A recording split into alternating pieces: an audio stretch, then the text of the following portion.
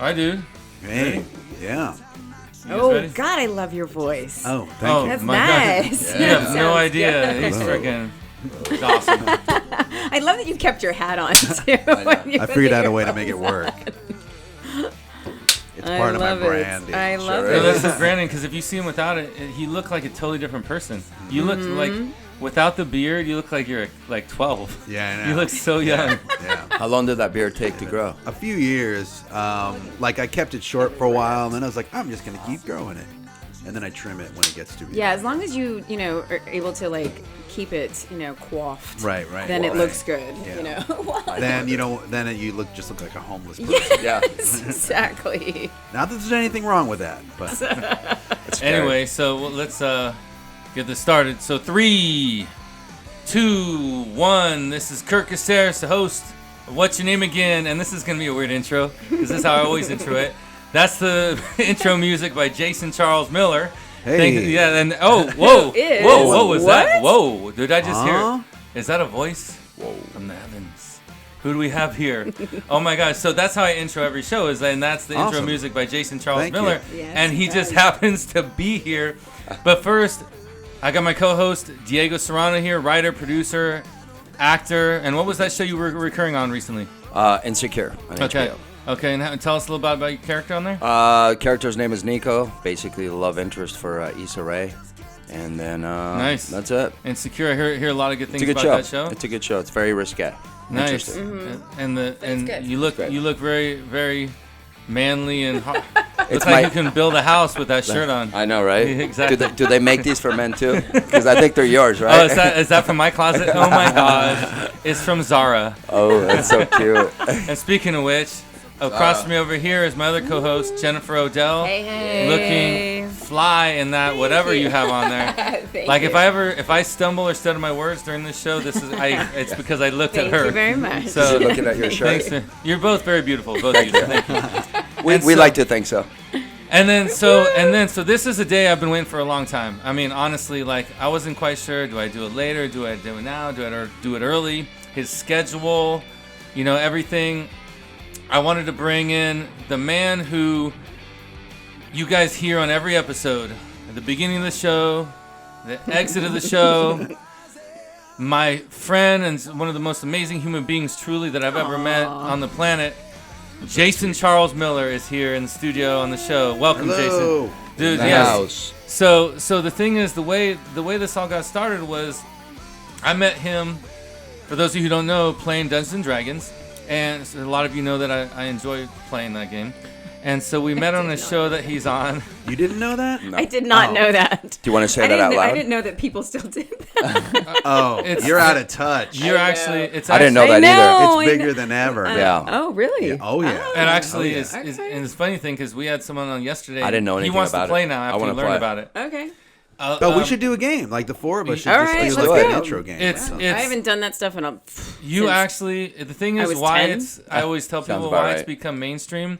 It's because shows like Game of Thrones, Lord of the Rings, Mm-hmm. it's basically that. But you're Yeah. playing yourself. You're playing a character, and as an actor, it's you that's love fun. it. Okay. But it has a negative connotation because as kids, the nerds play Dungeons and Dragons, and that's why Right. it's got. But men and women are the biggest players right now. What? Women, yeah. Wow. Yep. Oh my Yeah. gosh. Now, Boss Okay. woman. Women, and that's why it's doing so well. So we play in live streaming games. That's how we met. Mm-hmm. I'm on a bunch of different shows, and we live stream games. We play in character, Mm-hmm. and the reason why the audience is so big is because it's mostly a male viewing audience. But we Right. have women on the shows that Wow. play, and the guys love it. So we met on this show called Sirens of the Realms. It's about Mm-hmm. this female band that goes around doing this stuff, and he's their manager, the road manager, right? Are you the manager? right, on the I was show? like their roadie. Yeah, the Yeah. roadie. So I got on the show too, and I didn't know who he was at all when I just jumped in the show. I just fucking loved his energy. He's a fucking good guy, just real down to earth, great player, great actor. But the thing is, we would sing songs in the show, and these guys before the show would just make up a song. They'd go outside, he'd get his guitar, and they'd say, "Let's do this." And before you knew it, cool. they'd have a song, and they'd sing it cool. during the show. And I was like, this dude's freaking amazing. His voice, the way he plays, I still knew nothing about him, And then eventually I decided to make this podcast, and I'm like, I'm gonna just throw it out there and see if Jason's willing to like maybe do a song, he's without hesitation. Yeah, what do you need? Come meet me at the studio. Let's fucking. And he heard the concept, and he provided for this song that if you listen to the lyrics, actually, when you get a chance, it so much says what the topic of this is about. And what's the name of the song? Well, so yeah, for 1 second, Yes. when you told me about the concept of the podcast, I was like, I think I have a song for you already. Yeah. You know, and it's called "Losing My Way." Yes. But it's about struggling Yes. and always having to, like, the chorus is that bar keeps on rising while I'm barely surviving. Exactly. That line keeps on moving. Yes. You know, while I keep on losing my way, Yes. which is like such a, I think, you know, a commentary on living in this town and working in entertainment. And, You know, and I didn't right? even Just mean, talking we about can that. all I didn't relate to even that. I didn't even mean for it to be that when I was writing it, you know, but sometimes like songs just match up with what, you know, is going And on he's in your life or freaking. whatever. I mean, it's not just biased towards you, but his music is freaking amazing. I mean, we all love music, but I've always been like a rock guy anyway. But all his songs just give me chills. So my first prototypes, I would shoot some episodes and I would take his other songs and put them and mix them in there. But then come to find out, I couldn't use any of them because Sony or one of the right, other so my labels. last album came out on Sony, Yeah. and there are certain other albums that certain labels. So you know, he doesn't own have the master full. He recording can't too. give full control or licensing Right. because they also have a say. But that one I could. So this one, luckily, Because they own it outright, or Well, what it is usually like when you sign a deal with a record label, then Right. they own the rights to the recordings of that album. Got it. So like you still wrote it and you still have your publishing. It depends on what other side deals you cut. Sure. But usually, so you own the rights to the song itself, but the actual recording of the song, the label owns because they give you money for sure, that sure, up front. and they're producing it. Right. But then there are plenty of other songs that I've written and recorded because I own my own recording studio that I could just then license to Kurt to use for the show. And then Right. and I wrote this, and that specific song I wrote alone. So there's no other writers I needed to deal with on that. And I recorded it at my place when Yeah. I was outside of a contract. So And the great story about that, which he told me, was he actually tried to get it on one of the albums, and one of the execs was yeah, like, one of "No." the execs didn't like a lyric or something. And so, he's like, "No, I don't want it on it." I'm like, "Well, yeah, you've I might found put it a- on my next one. That's but, and you know. it needs to be. It's that Yeah. good. It needs Yeah. to be on. And it, whatever. That guy didn't like it, but the next person. So the money's in licensing. That's where you make the big Yeah, bucks. sometimes, right? yeah. Because Yeah, you own usually. you own the content, you own the music, and Right. it's probably like residuals in acting. Well, back in the day when you were actually making residuals. Well, if you look online at all the things that he's wrote music for, I didn't even realize that. It's like literally an almanac and a dictionary and all the tomes from all the oldest libraries. It's just nonstop. His resume of things that he's written for shows and different things I didn't even know this. It's amazing. He's written for so many people beyond his music. I just want to say look, this is stuff people can find online. But he's co-written songs with like Marilyn Yeah, I saw Manson, that. Billy Ray Cyrus, Ben Moody, who's part of Evanescence, Chuck Goff, Toby Keith Band, Geordie White, Nine Inch Nails. I mean, Driver Williams, Eric Church Band. He's like written songs for the show True Blood on HBO. Great show. WWE Friday Night SmackDown, NFL Today, Dateline NBC. So many different things, like stuff on the Disney Channel. It goes on. Like, and then I like that you did a song to benefit the victims of the 2004 tsunami in South Asia, which included people like Brian McKnight and different people on there. And as a solo artist, you've opened for people like Alan Jackson, Toby Keith, Eric Church. Like, his resume is insane. Expensive. He's voiceover is huge on some of the most major video games that exist, like things like World of Warcraft. People have heard of these. Never. Have you worked with a guy in Brian Bloom? Yeah. Yeah, that's Oh, my wow. writing partner. Nice. Okay. Wow, that's so funny. He's a big CGI guy. He does a lot of voiceovers. Oh, yeah, so he wrote all of the Call of Duty video games, and I think he might have. I know exactly who he is. Yeah, yeah. He's got that voice, like, yeah. Anyway. Such a small world with everybody. World. Yeah. So World of Warcraft, Neverwinter Nights, for people listening to who are gamers, Diablo, Street Fighter, Guild Wars, StarCraft, Resident Evil. It just goes on. So then his voiceover resume is huge. Now you've done a lot of. Have you done like some anime stuff and a lot of Asian things too? Like, yeah, quite a bit. Like what? So because I noticed you have a lot of anime and like Korean stuff on there. Correct? Right. Those, over at my studio. Yeah. Well, on your resume, I saw. Yeah. Online. Now, are those animated series or those video games too? No, those are anime. So like some of the most recent ones I've been where it's like Gundam, Blooded Orphans, a show called Attack on Titan, which is on Cartoon Network. And for those of you who don't know what anime is, I don't know if you guys do. Anime is like the Asian like cartoon things that they do. It's huge, like in Korea and overseas, Japan especially. Japan, that's kind of where it originated. And it's got a huge cult following in certain circles. I mean, that's what all people are into. I was talking about it the other day. I mean, it's sort of become its own mainstream. I mean, Netflix is now producing anime. You know, they have a whole anime. Like, that's a section now in bookstores. It's a section on Amazon Prime or Netflix. Oh, is it really? I didn't even know that. It's like it is literally its own genre now. Yeah, I know it's huge in many circles. Well, there's all the like Dungeons and Dragons. There's all these things that you don't really sometimes you don't hear about it, but it's got huge following. I used to play Korean video games, so I used to be around all those people. How do they sound? And give me a Korean video game sound. Ask the expert voiceover guy over here. Come on, give us a Korean sound. Well, I mean, we do the English version. Yeah. Can you do it? Can you do a Korean version? No. No, but are you doing the You're doing the voice over there already about. It's translated. Yeah. Like, so we're matching the lip flap. Yeah. If we're doing anime. Now, how do you match a lip flap? So they call that localization, meaning like we're localizing an international production for America, and then like for France or for Germany, and like everyone will do localization in their own. They do that countries. for all the shows. Yeah. There was people that. Would see Lost World in like China, so they would match. And they the voice lips. over. Yeah, they voice over in How Chinese. did you approve of your voice? The lady that did your voice, did you approve of it? No, I didn't. I wasn't over in China. I wasn't the one who saw it. Right. Oh yeah, we've got. No, or in Brazil. If the show's huge in Brazil. No, but what I mean is, did you ever see the version in Brazil? No, I haven't. But it would be funny. Yeah, there's seeing yourself speak Portuguese. There's a great documentary on some of the voiceover actors around the world that would like duplicate George Clooney, and he actually looked like him. He was an Italian guy, and he would match his lips, and he became so known that literally George Clooney would call him and say, "Hey, listen, I need you," because they do that all over the world. Yeah, there's a guy that I had on my podcast that is Tom Cruise. He's a Tom Cruise impersonator, and I found him through my other friend Carlos, who I asked you if you knew.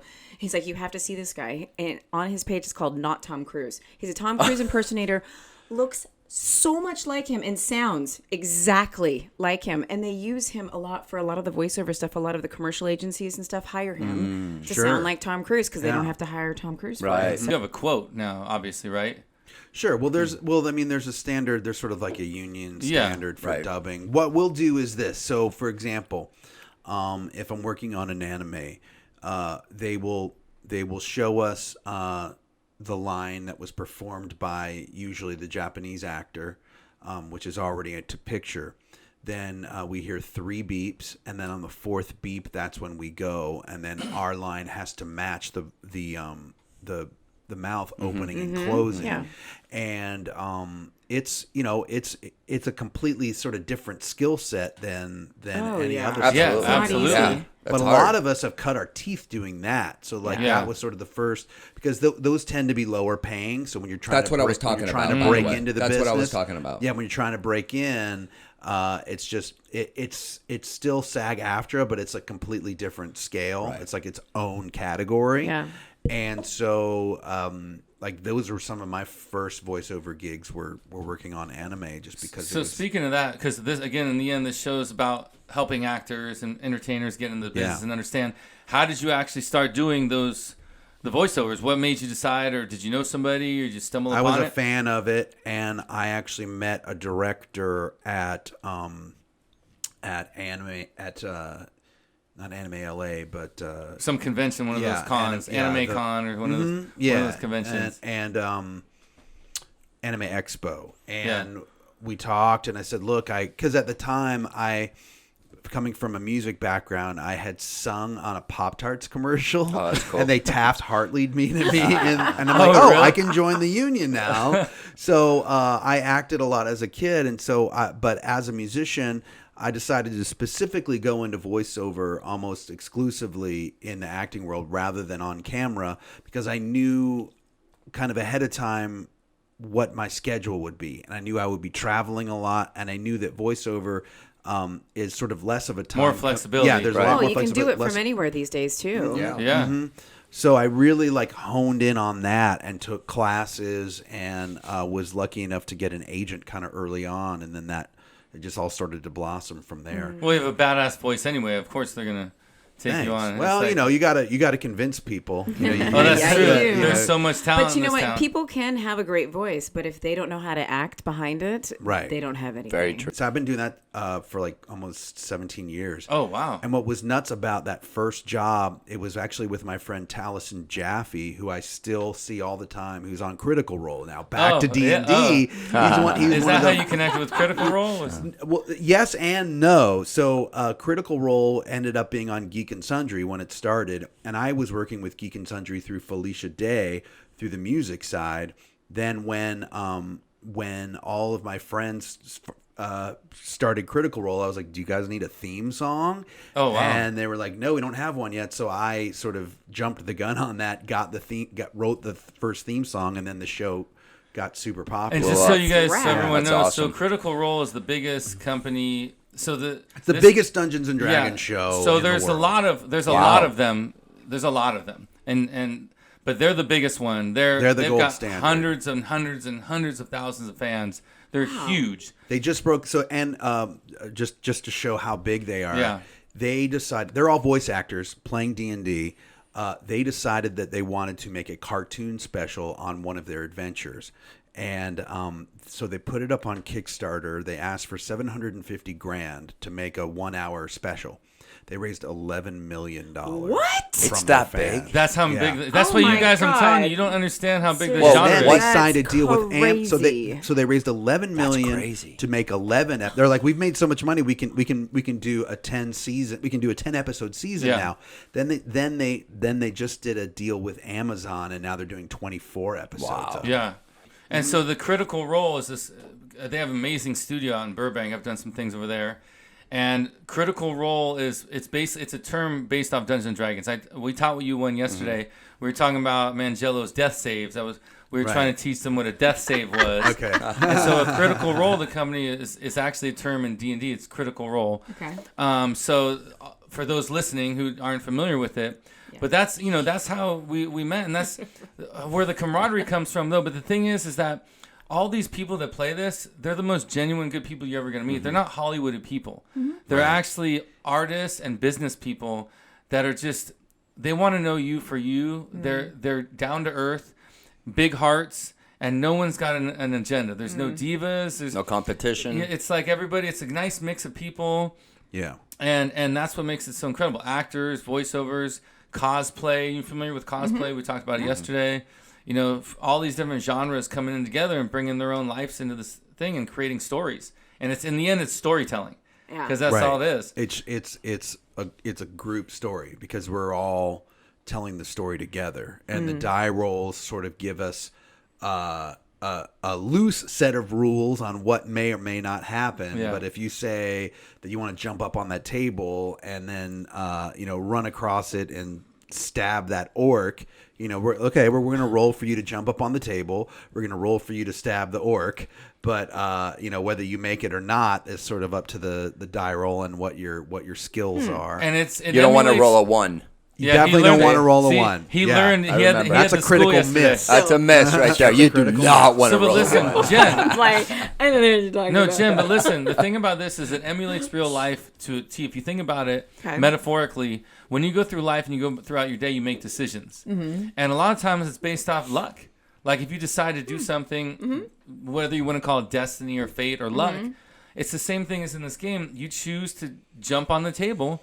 Now, if you choose to jump on the table in real life, you're going to hope that you land. It's the same thing in this. You roll a die, and if you roll a higher number, you land correctly. If you don't, you're going to fall off. It teaches you about, working with other people, making good choices, problem solving, thinking, just kind of getting through life, relationships, social. When do you guys choose to do this stuff? Because I don't have any games of any kind on my phone for the purpose of I'm on my phone too much as it is. I don't want to spend that extra time doing a game. We would only play this in person. We wouldn't play it. No, it's not on. It's not on a video. It's not a video game. It's like not at somebody's house, right? That table out there. We're gonna play on that table out there. What? It's all. Oh, okay. I didn't know that. So I thought we were playing. Okay. Yeah, I thought you guys were actually. I thought this was video okay. games. Thank you. No, right? Well, then no wonder why you guys are looking at me like I'm fucking crazy when I'm talking about all this gaming stuff. You're like, what? Okay, I get it now. Okay, that would be fun. Yeah. So everyone, for sure. Yeah, I I'd think like that. You would have a good time. Yeah, you would have. I would like that. because it's literally what we're doing now.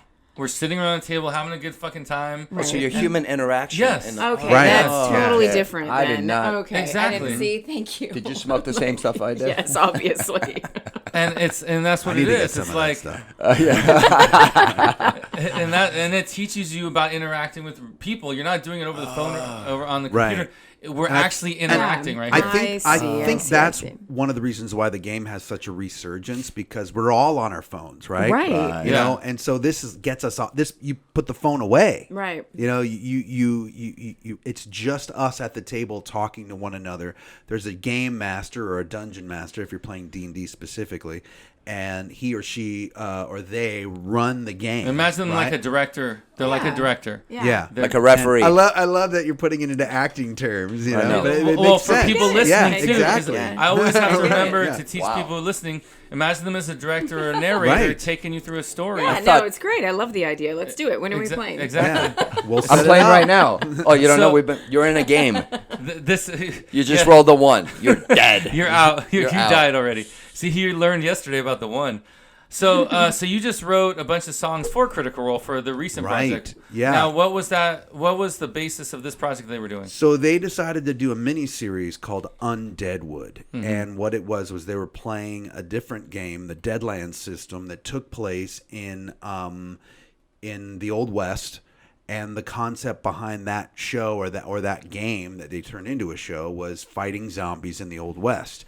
So they reached out to me and they said, I think you were born to write the music. Like, that was literally what they told me. I think you were born to write the music for this show. Exactly. And there was a really quick turnaround. And I consider myself a songwriter. I'm not a composer. Well, I became a composer for this show. Now, what's the difference for the layman between a songwriter and composer? Well, I mean, the terms certainly overlap, but composers specialize in writing pieces of music or cues of music that that I'm thinking of, like for the screen, right? For the screen, whether it's a little screen or the big screen.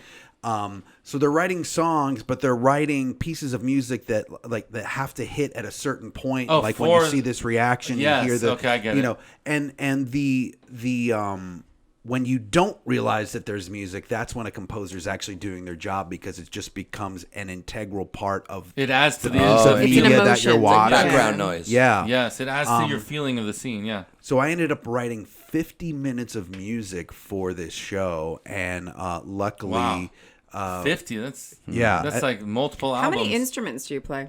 I play guitar and bass guitar, and I sing, but then I also can program a lot of other. So like I can play piano enough to where then I can then program it to sound better. I can program percussion.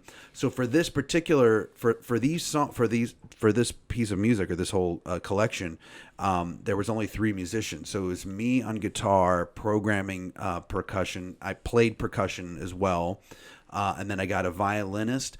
and a multi-instrumentalist who plays dobro, which is like a slide guitar. Oh, nice. They also call it a resonator guitar. Wow. And banjo. Uh-huh. Yeah. Oh my gosh, that's freaking what a great combination. Yeah. Mm-hmm. But the great thing was I worked out a deal with Critical Role where I could release the soundtrack myself. So it's out. The soundtrack is out and people can listen to it. It's 14 songs. So let's tell people who are listening. Music. Is it up on Amazon? It's everywhere. It's Amazon, Spotify, I didn't know it was Apple out. Music. Frick yeah. Yeah, it's called Undead Do Wood. I have you on my favorites on my Amazon Music and everything? Like it's right. All his music's freaking incredible. Wait, what's it called? Know that was out. Undead Wood, Chapter 1 soundtrack. Yeah, under my name, Jason Nice. Charles Miller. And he had done other things for Critical Role too, like a lot of other stuff is on right. there. I've done 3 versions of their theme song, and then their latest theme song I co-wrote with Sam Riegel, one of the members of the group. Uh-huh. Yeah. Now, how did you decide to? This is even more integral. When and how did you fall into music in general? Like Since you grew up in Virginia, right? I grew up in Virginia.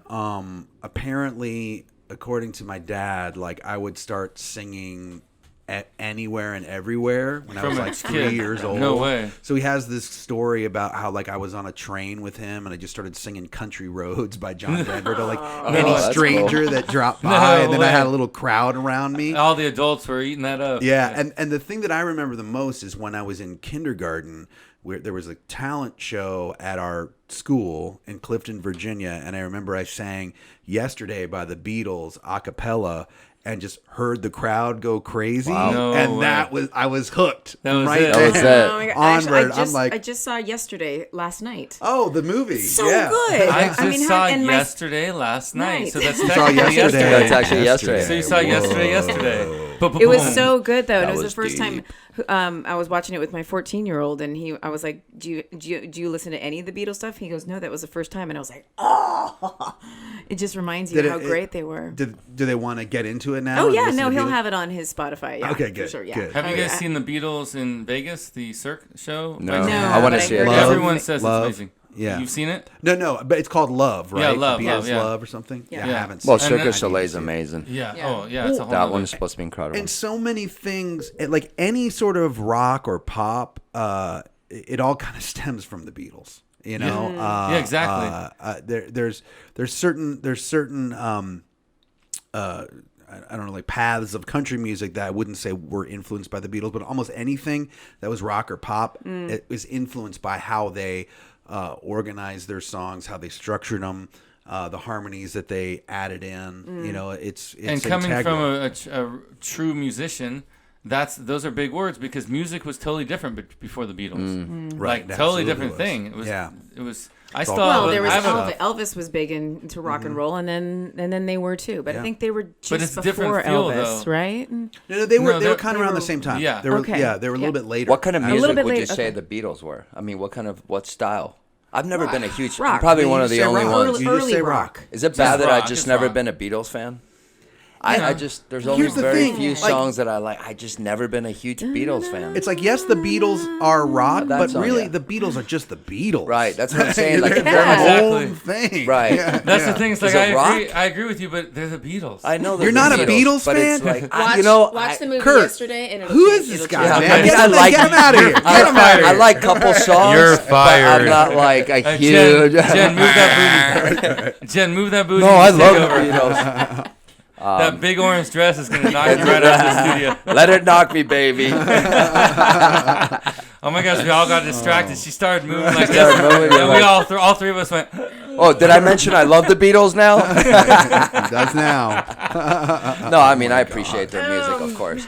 Right now. You good? You Let's appreciate everybody it. look at her. No, so I don't know if it all. So this is amazing. Even so, I used to listen to this band way back in the day, and I didn't even put two and two together. So Jason Charles Miller is. Again, this is stuff you guys can find online, but he's mostly recognized as the frontman and founder of a band called Godhead. Now, you know, some history of that. They're the only band that was ever signed to Marilyn Manson's record label. His band, Jason's Godhead, sold over 250,000 albums or more by now. Toured with Manson, Ozzy, Disturbed, GWAR. GWAR. Yeah. Remember, I used to love. That was our first big tour. Was opening for really? GWAR. That's So I still remember watching Monsters of Rock. It was on Friday nights on MTV. Every Friday I would just watch and just freaking GWAR. I freaking loved them. How do you really feel? Slipknot, Linkin Park with KORN's frontman Jonathan Davis. Like he has like you have two gold record awards or three actually. Three. Yeah. Well, the internet needs to get up on the times. Like one for a song called Penetrate. On the Queen of the Dam movie soundtrack. Yeah. That was cool. You guys remember that? Queen of the Dam. Queen of the Dam. Yeah. And and then you have another one for the song "The End Has Come," which you wrote and performed with Ben Moody, right? Right, from Evanescence. For the movie Punisher, yeah. The Thomas Jane movie. And then for Metal Gear, the freaking video game, like everyone knows Metal Gear. Yeah. Like in the gaming world, Metal Gear's huge. So like video games. All she just, if it's not the gym or lacrosse or water polo or Instagram, You play lacrosse? I don't play water polo or lacrosse. Golfing, man, get it right. Bullshit coming out of his mouth. Ballerina. No, we're just kidding. You were on the Olympic water polo team, weren't you? She was a goalie. Don't be modest. Oh my God! So then. That's a little bit of his. So I used to love Godhead, like. Cool, man! Oh my gosh, really? That's because that's Awesome. always been like my type of music, like hardcore, freaking just rock, and I always and then still when I met you, I was like I didn't even know until later. I'm like, the beard throws people off. Dude, It really because does. so it changes your face. He had no beard and his head is clean. When you guys first met? No. Oh. No, Godhead. Godhead days, I was clean shaven, lots of makeup. Like I would like draw things on my face, Oh, on my cool. head and stuff. Yeah, and draw so lines looks on my head. Oh, okay. Yeah.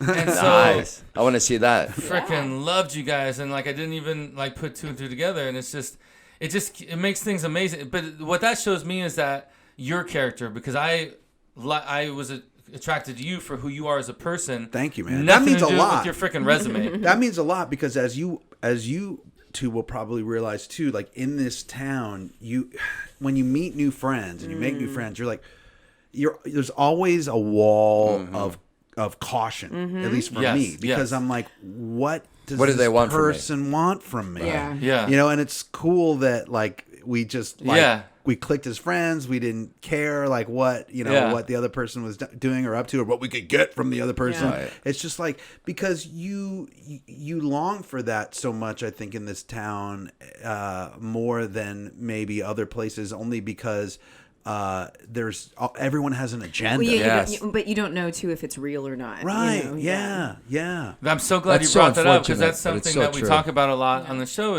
Is in this town it happens so much. You never know. Are they talking to me because they want something from me? Right. They have an ulterior motive. They have an agenda. Because a lot of times it is that. Right. And after a while, you just have to sort of accept it, and we live with that. That's always part of it. Yeah, And sad that's but part true. of being kind of jaded. Yeah. Yeah. Because Part of the business. It's a city that it we live in. sucks that you have to unfortunately. go into meeting a new person instead of just meeting them for who they are, meeting them for what they want. So that's I actually love that is how we had our encounter, because it's just genuinely like I had nothing, and then I look at the resume and this dude's freaking Godhead, freaking Jason Charles Miller, freaking all this stuff, everything he's done, and it just makes it more amazing that you have accomplished all these things, and you're only halfway through your freaking life. Thank through you. your career. It's like you still have so much more. Well, I hope so. I can only imagine what the hell We you're all gonna hope do. so. Yeah. So after you sung Beatles songs and were singing on the train with your dad, how did you freaking just go full speed and just start freaking rocking out? I freaking just doing it? really wanted. I started playing clubs when I was 17. Like I would join any band I could get into that sort of where I could get more experience. Still in Virginia at this time? Yeah. And so I would play in like the DC Baltimore area. They were both pretty close enough to where I could start getting into cover bands that played those areas. And then when I started going to college, I formed a band, and we got a manager, and then we started touring during the summer, and then I made a deal with after my third year, I was going to George Mason University, and I was majoring in history. And after my third year in college, I said, Dad, I want to take a year off. And he said, okay. And we kind of made a deal that I would take a year off, and within that year, if I got a record deal, I could continue. And if I didn't, I would go back to school. And it's a good deal. And I got a record deal in that year. It's a good deal. You took the chance. Wow. Yeah, but in this business, that's a small window. It's super small Yeah. window. So how did that happen? How did you get the record deal? So there was a label out of Germany that was really interested in us called Edel, and they were. It's really weird. Like they were funded by Marlboro. Really? Wanted to Cigarettes? yeah, so Marlboro wanted to get into the music business. This is like in the mid '90s, and so we were actually signed to Marlboro Music, No which way. had nothing to do with the cigarette company, except they just had their little logo. They had the on logo, back. which everybody already Yeah, knew. exactly. So Interesting. So I signed to like the evil empire, Yeah. but just to get my foot in the door. You know what I mean? And say, then- hey, Dad, look. Yeah, it's got a exactly. record label. But then after that, I ended up signing with the Orchard, which is now and my manager formed the Orchard with Richard Godhead, which is now owned by Sony, but they were the biggest independent distributor of digital music in the world. Wow. Until Sony decided to Are you buy still them. with the same manager? And all those No, guys, but or we're no? still really good friends. Okay, and he's good, now good. the CIO of Warner Brothers Music. Oh, So- nice. Jason, Yeah. let me Okay. ask you Yeah, something. Scott Cohen. So when you first signed, and I don't know if it's the same way, but I know that I have a lot of friends who are musicians, and when they would sign a record deal, what would happen after that? Because do you have to pay them back for all the studio time No, and stuff? that's Because the- I used to have friends that would lose their record deal, but they would still have to pay, the studios back. That sucks. Yeah. Luckily and look, the music business changes like every 3 years. Right, right. But for the longest time, what would happen is, you sign a deal with a label, they fund your recording. Sometimes they fund your touring. They fund all your promotion. You have to then pay back what they. You have to pay back what they spent, but through your royalty rate. Right. So like you're usually the standard, if you're a new act, the royalty rate was like 14%. So you're making 14 cents on the dollar to pay them back what you made. But here's the good part. The good part is if they drop you, you don't owe them anything. So it's all But you're their not making investment. anything. So if you're making the trick is like if you're making just enough money for them to break even, you still owe them a crap load. They're of not money. going to drop you. They're not going to drop you. Yeah. They're just going to fund the next one. I know some bands that they had like 10-year careers signed to the same label, and they only made just enough money off of their advance money. Oh my So gosh. you make just enough to get that advance, and then do it all over again. Yeah. But you're wow. paying it back at such a small royalty rate. Oh my gosh. It's Is there like there interest on that or no? It's just No, no. Could you imagine paying it back that slow on interest? Yeah, Yeah. that would be. But now, you guys- now it's the Wild West. Everything's changed. Yeah. It's all about streaming. No one really buys anything anymore. Yeah. So just models have changed, and everything sort of is a different vibe. How, I don't understand. There was actually, speaking of another documentary, I watch a lot of documentaries. The guy who created the Backstreet Boys, those boy bands. Oh, I did a Backstreet Boys video. Did you really? nice. Did you? There She's was always which the girl documentary on the guy. Backstreet's back. All right. Dun, Wow. dun, dun, Dun, dun. dun. Oh yeah, we were in Santa Monica in an airport hangar, and I heard it all night. Oh God, yeah, long. I bet. Let's That was break to the before video. right So before were you the stewardess with on the airplane? Which You one know? was- No, I was. So it was the Backstreet's Back Again. Dun, dun, dun, dun, dun, dun, And what did you dun, play dun. in the music I video? played like an ethereal ghost. So my hair was super super blonde out to here, and they crimped it. Oops. They crimped it like so it looked really wide, and then they had me up, and the wind machines were blowing on me. And That's like an We angel could coming probably down. find it. Ethereal. We Yeah. could probably find it on You Google. are so ethereal. You are like so an angel. ethereal. So I was watching, and basically how he fucked over all of these kids. Yes. How- He's in jail now. He is in jail. So he basically had the happened? Backstreet Boys. He signed them to him, right? Right, He became their yeah. managers, and then What was he that guy's name? I don't know. He was like some creepy dude. Yeah. He basically he became part of. So he paid him out all evenly, and he also took some money for himself as one of the artists. And then he paid himself on top of that a manager fee. And then these guys were saying, we're worldwide. We just had the #1 record around the world, and we can't afford to pay our rent. Yeah. So then he took that same concept and he said, because somebody else is going to jump on it. What was the other boy band? NSYNC. NSYNC. Yeah. Then he did the same thing. So he basically was the manager for both of them, competing against each other. And they're like, wait, what the fuck? Why is this guy a manager, the other manager for competing? Lou Pearlman. Lou that's the guy's Pearlman. name. Yeah. It's really interesting documentary. And then on he the guy. ripped off a bunch of other people. He was selling like insurance to a bunch of retirees and ripped off like 4,000 of those. Like, this guy's in jail, right? Oh, he's in jail for life. He needs jail for life. You guys got to see it. It's so interesting Yeah. how these kids were like. I just don't understand how their parenting, speaking of that, how did they not know what they were signing? Well, I think that, I don't know, how old were they when they were like when they first started 17, out? 18? I want to say 16, 17. 16, 17. Yeah. Like you would But think many before you parents sign are something. naive, dude. Many parents are naive. Well, I know. you know, Sure. but here's another thing too. It's like he had that show on MTV making Right. the van. Like, Oh, here's that's this guy right. that's That's how on it was. TV every Sure. week, and he's like, you know, he's but they're he's talking. representing It's all everything. bullshit coming out of his Right. mouth, and they're all like, "Oh, we're gonna make your son a movie star." Yeah. Blah blah blah. So we're gonna in their make you mind, they're tons of money." reputable. Yeah. Yeah. Yeah, and parents are going to fall. Most people are going to fall for that. Yeah. Most people in this town are naive that come here or are trying to start it, whether it's parents or new people to town. We have been here long enough, so we've like taken the blows and we understand how it works. I call those people dream vultures. Oh, that's love That's that. good. Yeah, Oh, that's pretty much that's it. a good term. Or stage parents. Well, no, not the parents. Like the guys like Lou Pearlman, they're dream vultures. Yeah. You know, Yes. like they'll take advantage of people- anything anyone, exactly. because they know that that's your dream is Which to be a is star. Barbizon, which we were talking about earlier. Barbizon. Barbizon is a dream vulture. Yeah. You know, these places that do workshops. Anyone watching this, don't Is do Barbizon workshops. still around? I know That's what we were talking about. Yes, I we were think just so. talking about that. I remember seeing those ads when I was a kid. I don't want to be a model, but I want to look like one. Exactly. Dream vulture. You're But gonna they get a would call come from my up to lawyer. people in malls and stuff. Come Yeah. up to parents in malls and go, "Oh, your kid would be an amazing model. Yes. Here, come to Right. come, and then give us $5,000 to make your dreams come true." What a crock of shit. Oh, exactly. It's terrible to do Yeah, that so to for anyone people. listening, watching, same with workshops. Workshops are also Yeah. that. It's all workshops in LA are full of shit. They're bullshit. These are dream vultures. Oh, I love Right. the term. I'm using it. That's a great term. Freaking dream vultures. They bank off the naive and the people that want it so bad. And these sharks, well, the vultures come in and just take it. Yeah. So then, how did eventually how did Godhead happen?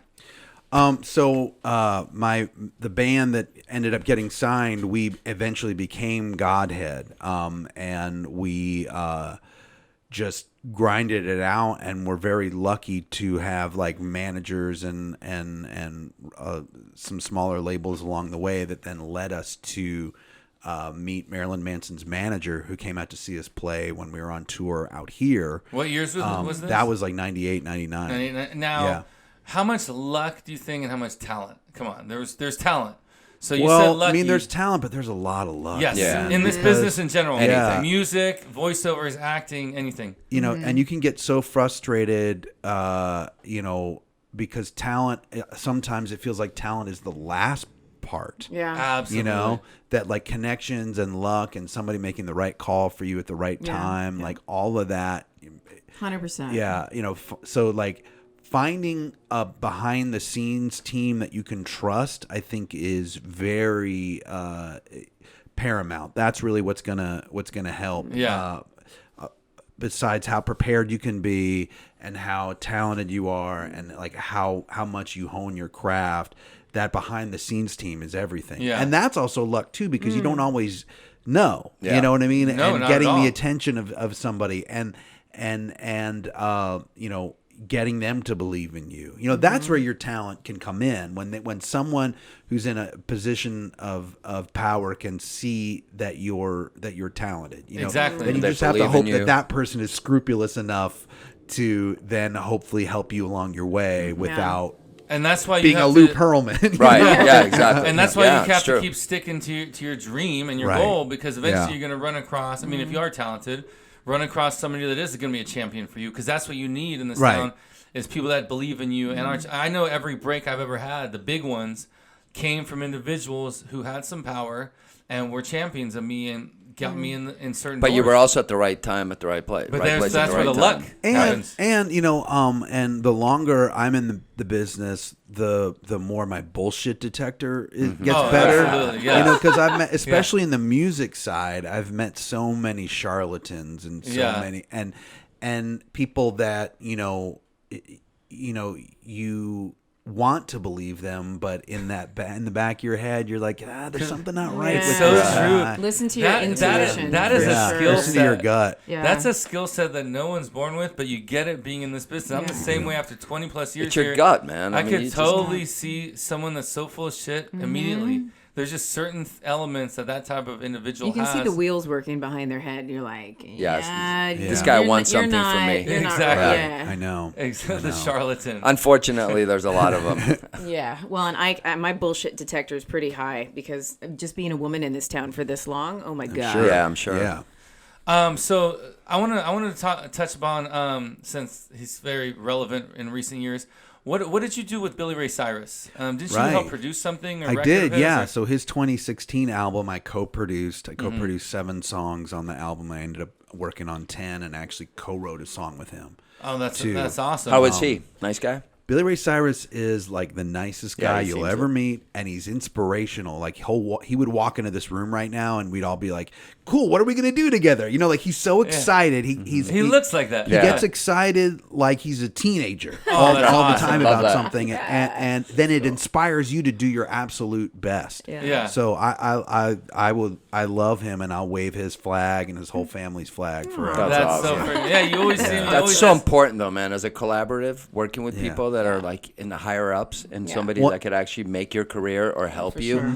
to be able to be that open with somebody and push them to do their best, as opposed to just like giving them that power play. And Where he it's like, does oh, it- you work for me. It's so important. Well, to those everything. are the best leaders do that. Absolutely. He does it, absolutely. and that's the thing with Billy. He does it effortlessly. He's Yeah. not trying to do that. That's That's just just who he him, is. Right. So, And the best leaders, the captains of the ship, always do that, and it trickles down to everybody else. Humbleness. right, yeah. Exactly. Yeah. So He's very humble. So because obviously, I mean, he just with the Old Town Road thing. Right. His Oh my god, I hear my kids play that all the time. But the music video is brilliant. Oh yeah, with Yeah. Chris Rock. And, Brilliant. Yeah. Have you seen it? Were you in it too? Yeah, I wish. she was in the horse outfit. She like was in playing the the horse. horse. I'm so happy. But Well, Buffalo, go around the outside. I've had my time on a horse once or right. twice. Yeah. Oh really? Okay. Maybe that's what she does. Are you a horse person? I used to be. I came from it. My mom and dad used to. I mean, my mom and my brother and my grandmother, they all used to kind of be in the rodeos and stuff. But that soon faded when I grew up. She looks like she'd be a good horseback rider with your cowboy boots. I am. and I came like- off a horse. I was doing. We had. Keep talking we had, about riding horses. This audience is going to pay a lot of money for these tickets.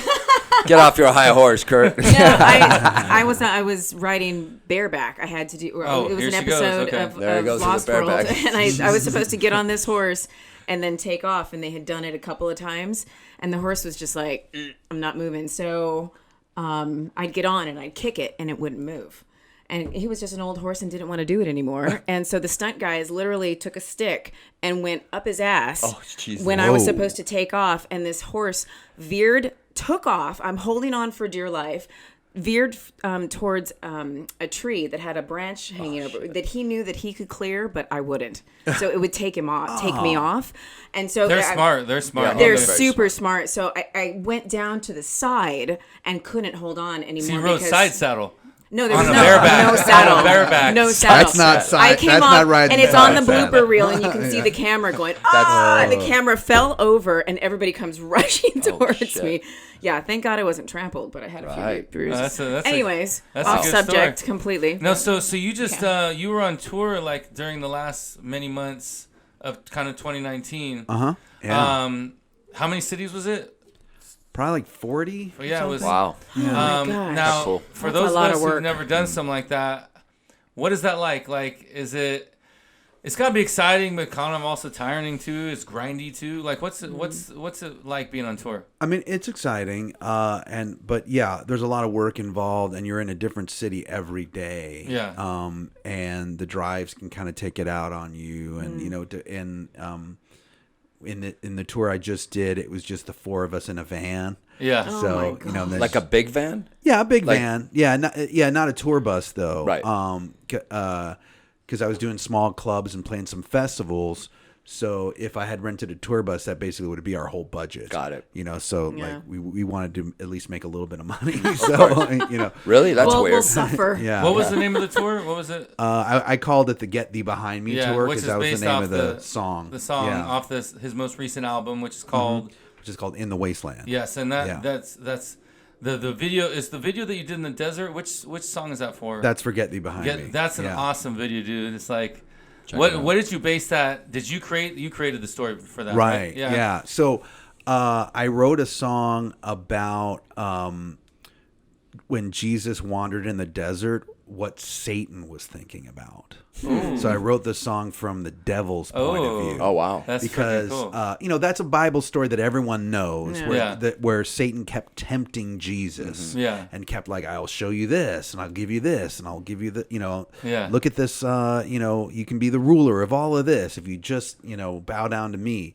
And it's a story that sort of transcends religion because I don't consider myself very religious. I'm like spiritual, and I follow a Buddhist philosophy. Interesting. I like that. But I grew up going to church, and I respect the Christian faith absolutely.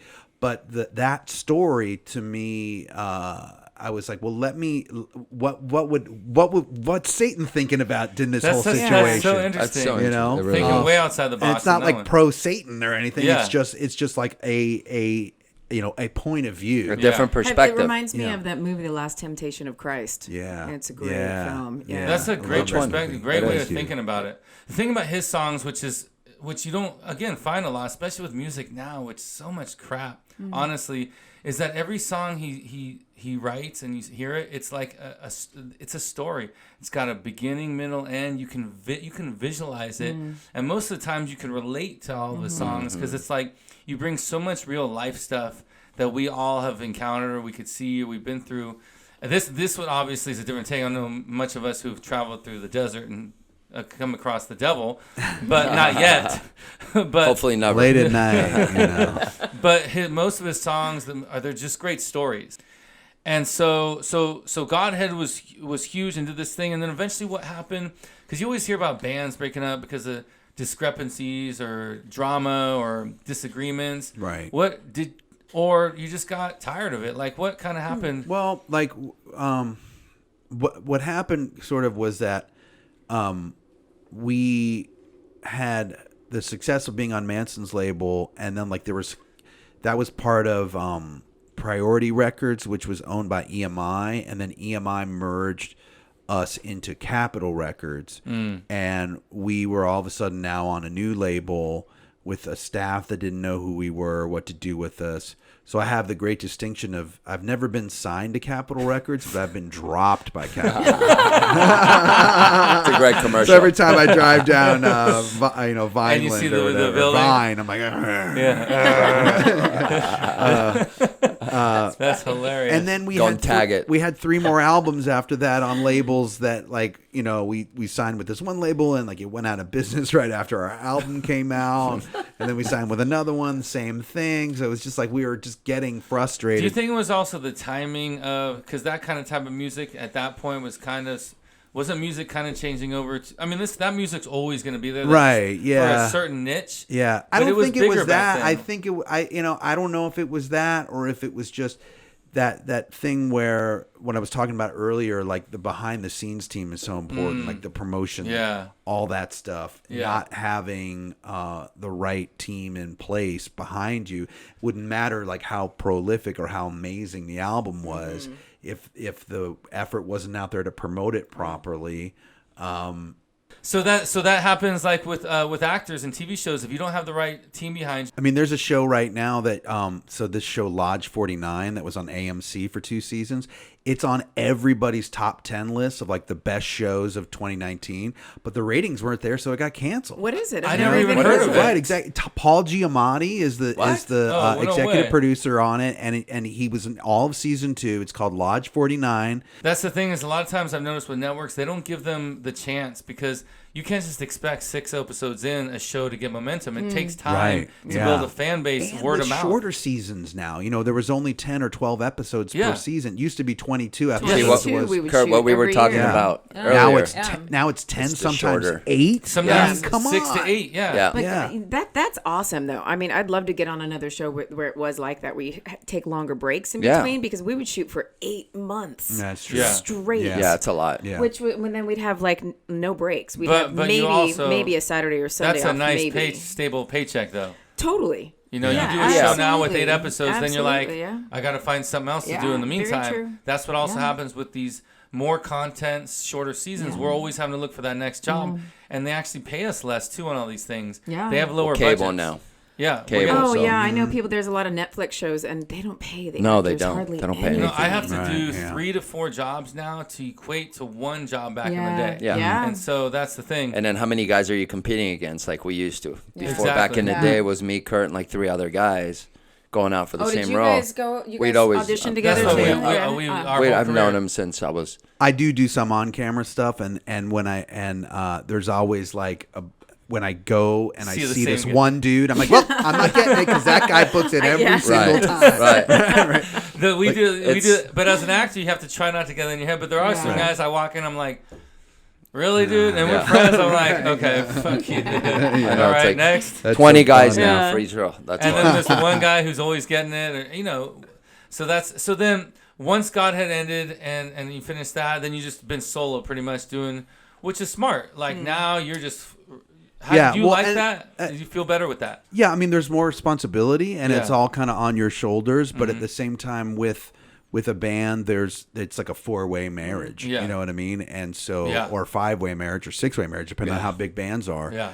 And so that's hard to maintain. Yeah. Personalities and. So it gives me egos. It gives me more freedom, but also all the onus is on me and responsibilities on me. But you're pro enough now and experienced where you can handle it. It's like back when you were younger, it would have been probody tougher if someone's going to try to do that. But you have your own place too. Right, I'm in recording studio. And what's the name of the recording studio? Central Command Studios. Central Command, that's awesome. So that must be really helpful. It's a badass place. It is. Yeah, and he's got this whole building. He rents out. Don't you have like a? We have a sound stage, so I rent out part of it to other people, and then I have my own spaces in there. Smart, too. Dude. When I have some auditions that come up for my voice stuff, I'm gonna come see you. Come on, you're in the Valley, right? Yes, you're Valley. Yes, I'm in Sherman Oaks. Yeah, perfect. Okay. Yeah, and you have this same agent, so yeah, I know. That's funny. I do have the same Who is it? Agent. Vox. Oh, nice. Tom Lawless. Yeah. Mm-hmm. Now, is there anything that you would want to tell? And this isn't just for actors, for any entertainers. Kind of one of the final things I want to leave everybody with. Sure. Like someone that's like struggling or new to town or thinking about getting into the entertainment in Hollywood in general.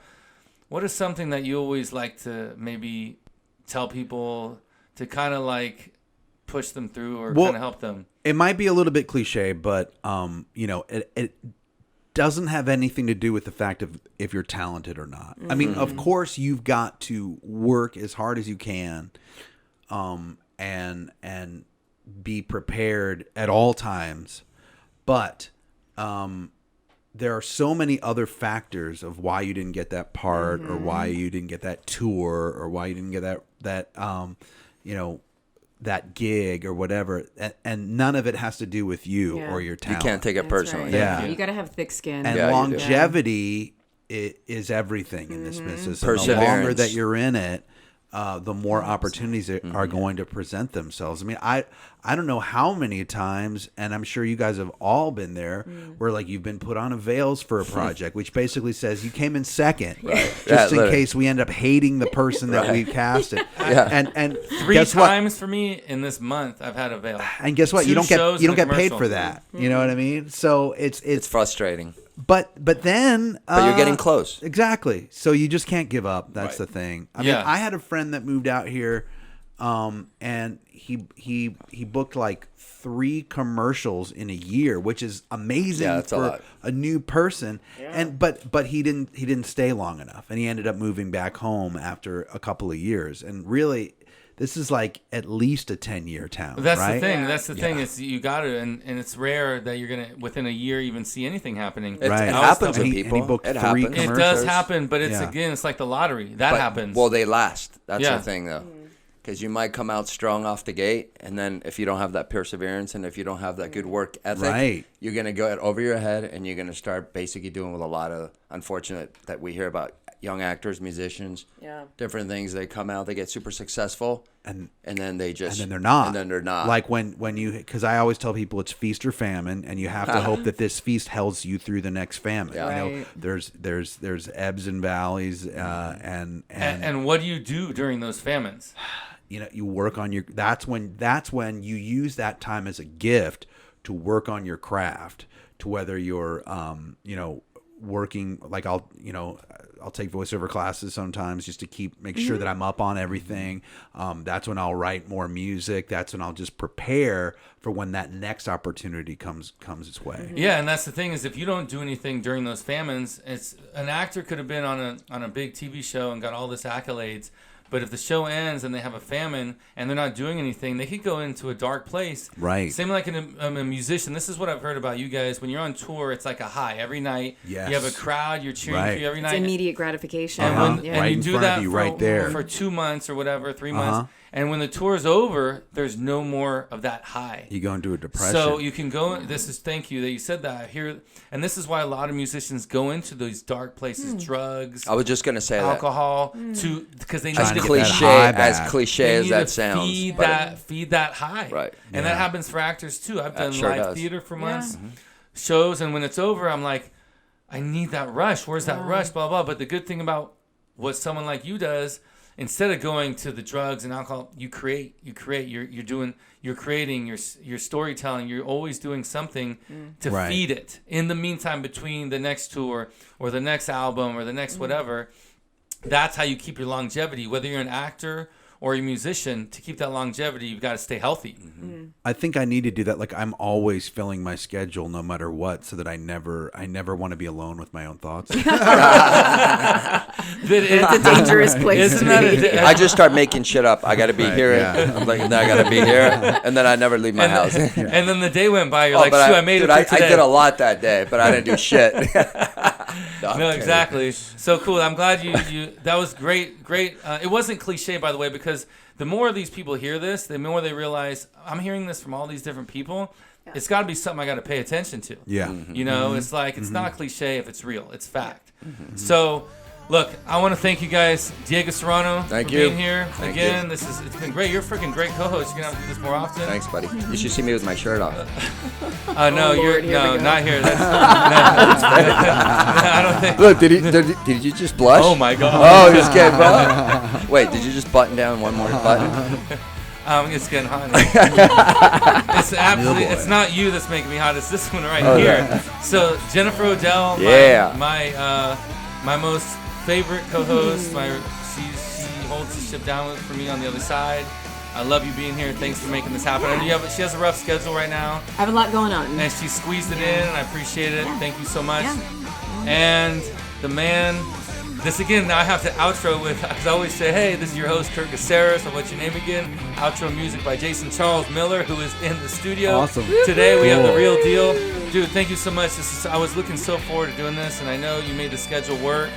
And this was beyond what I thought would be for a session sitting down. It was freaking incredible. Awesome. And I know probably people that are listening or watching hope that he was going to plug in today. We didn't want to do that. People ask him to do that all the time. This was just strictly sitting down with a friend, talking about stuff, and that's all hanging out. And we'll do it next time. I don't mind doing it, you know. No, but I love that we just were able to sit like this and just be real without having to like do what you always do, which we know you're good at. And if you guys want to hear it, listen to the end of the episode because it's out right here. I'm Kurt Caceres, Diego Serrano, Jennifer Odell. This is What's Your Name Again with Jason Charles Miller. Have a good night. All right. See you later.